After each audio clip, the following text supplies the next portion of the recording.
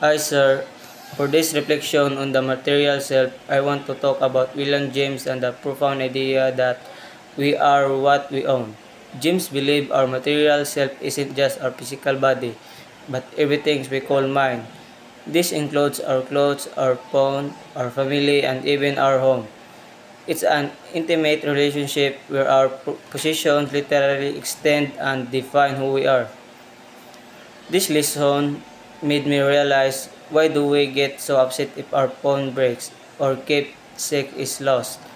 It's not just the monetary cost, it's because a piece of our identity, our memories, our history feels like it's been taken away. In a consumer-driven world, how do we distinguish between what we truly need to maintain our sense of self and what we're just being told we want? Are my possessions serving myself, or am I serving them?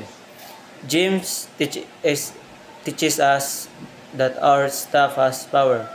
Let's make sure it's the right kind of power. Thanks for watching.